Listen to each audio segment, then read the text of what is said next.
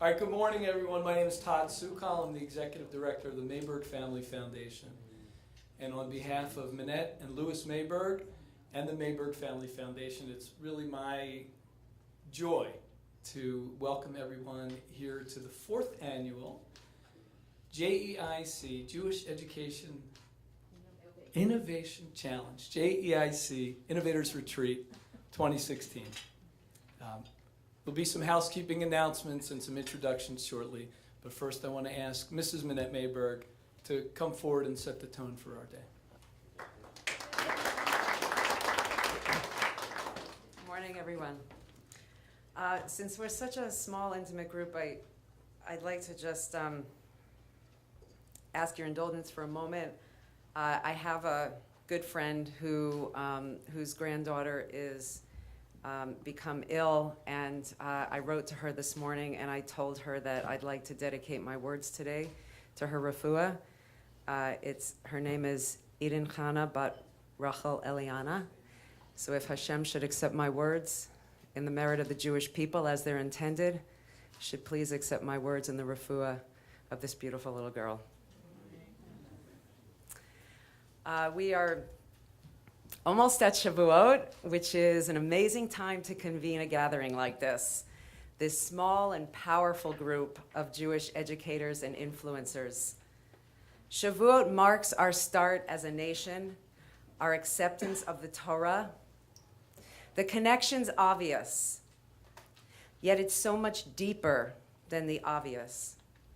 If I asked anyone here, what does Jewish education have to do with Shavuot? With Bnei Yisrael's acceptance of the Torah, the answer's easy. Jewish education is by definition conveyance of the Torah. What we define as the Torah and what we choose to convey is different across the Jewish spectrum, but there is, I believe, a universal task to develop Jewish identity. When we stood at Mount Sinai and we said, Nasa v'nishma, we will do and we will hear, we became kadosh, holy. God called us kadoshim. What does it mean, kadosh? Literally, it means distinct, separate. If I asked you to separate holy objects from everyday objects, it's also easy. You would take your Jewish texts and ritual items, you'd put them in one pile, separate from the novels and the dishes. When we think of holiness, we know it means distinct in its essence. We handle holy objects with such care, such consideration, we kiss a book if it drops. This is the responsibility we are tasked with in Jewish education. To convey the Holy Torah, the sustainer of Judaism for thousands of years. But if it were only a matter of conveyance, any model of teaching would be just fine. But it's really so much deeper, so much more. Are we effectively communicating to our kids a message of eternity that they can embrace? Don't our children, the future of our people, deserve the most thoughtful approach possible? I believe our kids respond to inspirational education that both accomplishes the goals of learning text and understanding its relevance to our lives in an engaging and updated framework. The only way we can make this happen is to really put our heads together and design an inspired future. In Ethics of the Fathers, we find a puzzling statement that illuminates why it is not enough to simply transmit text or information. It says in Pirkei Avot, and I quote, "Ready yourself for the study of Torah because it is not your inheritance, and all of your deeds should be for the sake of heaven." Leon Wieseltier, in his book Kaddish, reflects on this, and I quote, "I have pondered this statement for years. It is the most counterintuitive observation about tradition that I have found in tradition. What an estrangement it proposes. The Torah is not my inheritance. How can this be? If I was taught anything, it is that the Torah is my inheritance. The wisdom here is instructive for us in Jewish education. Don't assume that the transmission of knowledge conveys ownership.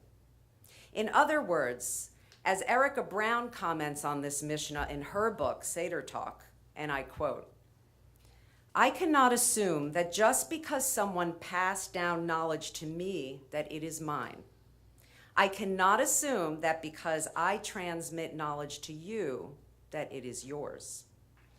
In the transmission of tradition, there is a moment between the giving and the receiving, a moment when it is no longer the possession of the teacher and not yet the possession of the student. A moment of jeopardy, like the pause in a beating heart, a moment of discontinuity, a beat skipped, when what has stopped has still to start, and what has been transmitted can slip away and run out." When the pasuk says, "Ready yourself," it's an alert. The moment of transmission of Torah is the most vulnerable. Danger lurks in the Jewish education classroom. If the giver is not surrounding the transfer of knowledge with context and relevance, with love and kindness and tolerance, that moment of suspension between giver and receiver can fail. Not that the knowledge itself is not transmitted, but the holiness, the distinction, that which is vital to internalizing the knowledge is lost, dropped and lost in that moment of suspended time between giver and receiver, between teacher and student. If transmission of text remains the end game, then we are not responsibly delivering Jewish education. If we do not protect that suspended moment of knowledge transmission to create successful ownership and prevent lost legacy, then we are radically underperforming in our most important life investment, the education of our children. If we mistakenly assume that transference of knowledge is enough to sustain future generations, then we're not seeing the big picture of Jewish education.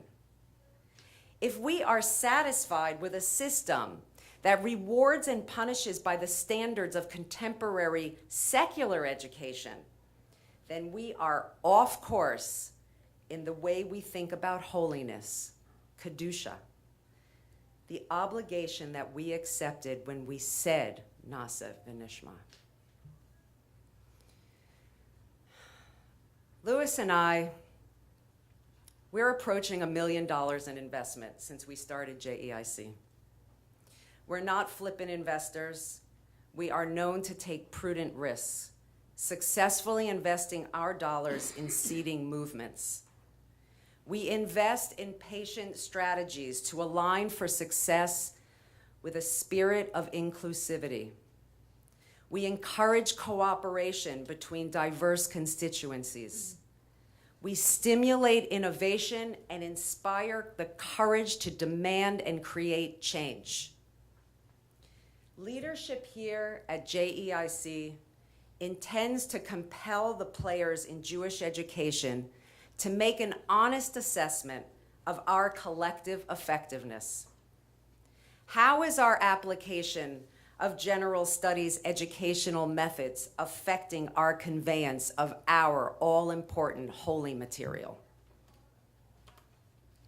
Let's be real in our assessment of how existing Jewish education models affect our students' self-esteem and the resulting Jewish lives they lead after graduation.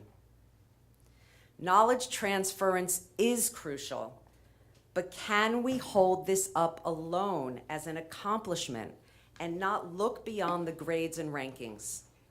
perhaps at the expense of self-esteem, of inspiration, of independence, and Jewish life preparedness? Every student should exit the system with holistic competency as a Jew, both textually and spiritually, each according to his or her way. You know, students are no different than we. Some are more scholarly and academic.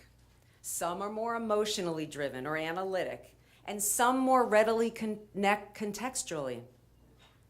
Every Jew has different God-given potential, and our job is to value the efforts of every individual, of every student, not to value the accomplishment of one over another.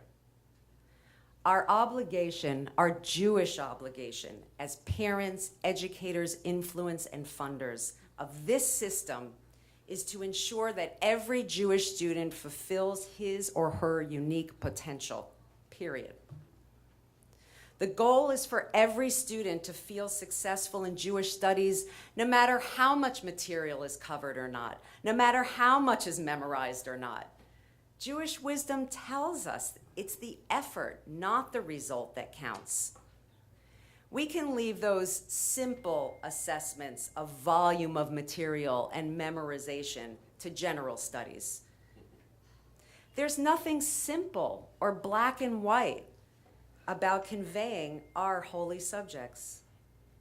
It's complicated, it's gray, it's voluminous, but it has the potential to mold the soul of a human being with the most beautiful, powerful results. Nothing worth doing is easy, but together, I believe we can find the way forward.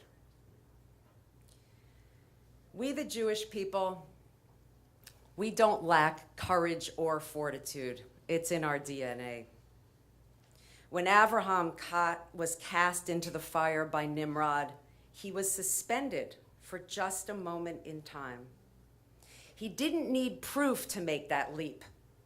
He was propelled to jump by his heart and that was in perfect harmony with his head. There was no fear, because when your head and your heart are in sync, your whole being is propelled forward to trust and believe without a doubt in your ability to prevail. My urgency to catapult Jewish education to the forefront of innovation using the wisdom of our tradition is propelled by head and heart. As you will see today, we, the Jewish people, boast talent with the potential to move the transmission of our holy Torah into a place of intellectual and spiritual balance, where that vulnerable place of suspension between giver and receiver, teacher and student, is a place of growth and opportunity, not a place of loss.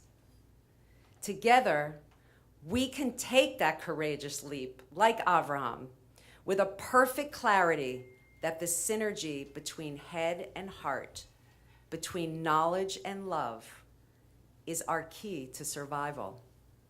Together, we can design an inspired future. Thank you.